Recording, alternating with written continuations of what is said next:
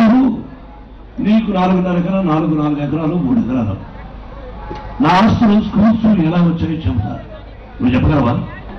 లక్షల కోట్లు ఎక్కడి నుంచి వచ్చింది చెప్పు. ఆలోచించండి ప్రజల మన డబ్బుతో గడిచాడు ఆ నికృష్టపు మానవుడు చంద్రబాబు. మోసదారితనం, ఆడవాళ్ళు మోసం చేసి అమ్మలారా అక్కలారా తమ్ముళ్ళారా ఏమంటారు?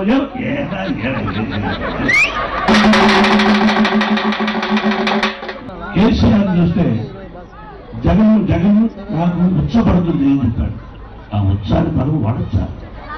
నేను చెప్తున్నా చంద్రబాబు నీ మీద ఒక కేసు ఉంది, కానీ మీరు చూసుంటారు ఓటుకు నోటు కేసు అని. విన్నారా?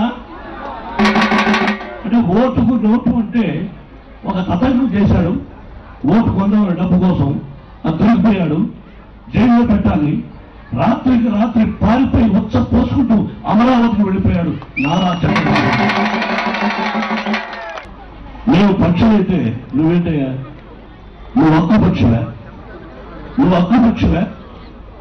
మేమెవరంటే జటాయురం. శ్రీరామచంద్రుడిని కాపాడేందుకు అక్కడ సీతాదేవిని కాపాడడానికి జటాయువు. జగన్ జటాయువు లాంటి వాడు, నువ్వు అక్కుపక్షి లాంటి వాడు. ఆ రోజు ఎప్పుడో ఎన్టీ రామారావు గారికి వచ్చి అన్నయ్య గెలుస్తాడని చెప్పారు. ఈ రోజు నుండి ఒకే ఒక పార్టీకి వచ్చారు. 18 సంవత్సరాల తర్వాత వైఎస్ జగన్ వైఎస్ఆర్సీపీ వచ్చారు. గెలిచాడు 130 సీట్లతో గెలుస్తాడు. ప్రజలకు మంచి చేస్తాడు. యువత భవిష్యత్తు అద్భుతంగా ఉంటుంది, బంగారు భవిష్యత్తుగా ఉంటుంది. అందుకని 10 సంవత్సరాలు ఉండి నడిచి కష్ట సుఖాలు తెలుసుకున్నాడు. కాబట్టి ఇది గ్రేట్ మ్యాన్. మనం గర్వించాలనే వ్యక్తి ఇచ్చిన మేనిఫెస్టో ఏదైతే చెప్పాడో మన ఎమ్మెల్యే చెప్పాడు అది తప్పకుండా చేసి తిరుగుతాడు అని జగన్ గారు నేను హామీ ఇస్తున్నాను.